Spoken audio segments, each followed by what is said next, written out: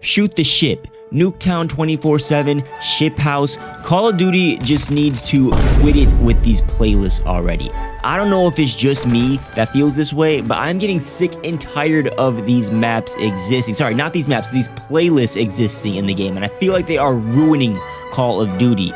I'm sorry, this video is going to be a bit ranty towards the beginning, but as you can see, Shoot House has been brought into Modern Warfare 2 with the start of Season 1. There's already a 24/7 playlist that's being pushed hard in the multiplayer menus for it, and Shipment has been announced to be coming in a few weeks for mid-season, and the writers explicitly use the phrase shoot the ship when referring to Shoot House and Shipment in the Season 1 blog. So I think it's all but confirmed that we can expect the playlist to haunt Modern Warfare 2 for the remainder of its life cycle once it's added in a few weeks. I want to be clear, my issue isn't with the maps themselves. I'm personally not the biggest fan of Shoot House, but I do like Shipment. I've liked Nuketown historically. It's actually one of my favorite maps from the Black Ops franchise. Both Shipment and Nuketown have been in every COD game since they've debuted over a decade ago. I've only started having issues with these maps starting in Modern Warfare 2019 and on, because that's when they started pushing these 24/7 playlists, literally 24/7. Not here and there like they've used to in the past, it's literally all the time. Historically, from Black Ops 4 and all the games prior, all these small maps existed in the game, like I mentioned. They pop up in the normal team deathmatch playlist. You'd get excited to play them, and they would get a 24/7 playlist every once in a while. Maybe they'd coincide with a double XP weekend, and it'd be exciting when these 24/7 playlists would pop up because they were somewhat rare. And once they ended, these small maps were still desirable, and you're looking forward to the next time they'd come out. From Modern Warfare 2019 and on, these small map playlists are available at all times, and you're just drilled in the head with Shipment and Nuketown and DOS House and whatever other map I'm forgetting. They're literally like a drug. You get hooked on these playlists and you can't get enough. Like, once one of these playlists are removed, the player base goes online in riots demanding that the playlist returns because it's all they want to play.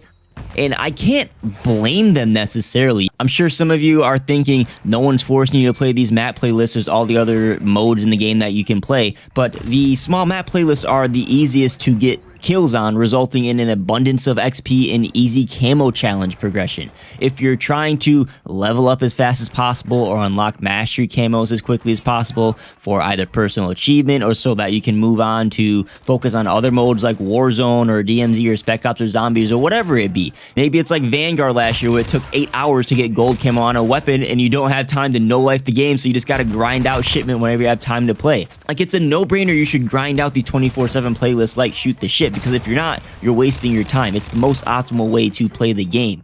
And because of that, a majority of the player base ends up only playing 1 or 2 maps instead of experiencing the other 10 maps that are in the game, or just how the game's supposed to play in general. Because when you're on these small, fast-paced maps, your sense of game balance is skewed in every aspect. Your pace of progression, actual weapon balance, and so on.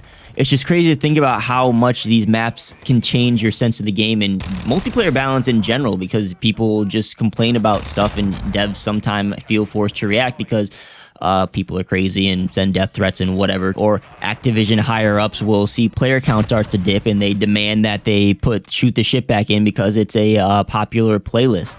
Speaking of which, not to mention, these types of playlists will take traffic away from the other playlists that are in the game and can eventually kill some of them off. You're not going to see this around launch time like we are in right now, but for example, something like finding a match in Kill Confirmed. Oh, that might not be the best example for Modern Warfare 2 because people are loving that for weapon XP with the decoy grenade. But let's say Kill Confirmed like Vanguard, towards the end of that life cycle, it could take a significantly long time to find a match because everyone's just playing Ship House.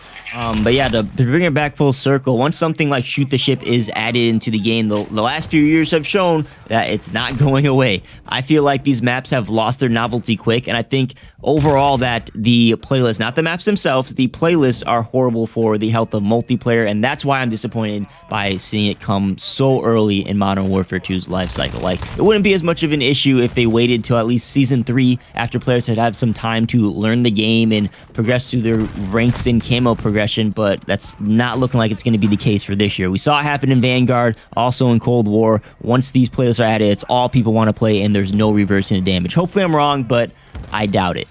There is one tiny glimmer of hope, and that's that the new player and camo progression is easier in this game, and combine that with the new modes like Invasion and DMZ and all these alternative routes you can unlock and level up weapons and things like that, that might reduce player dependency on these small map playlists.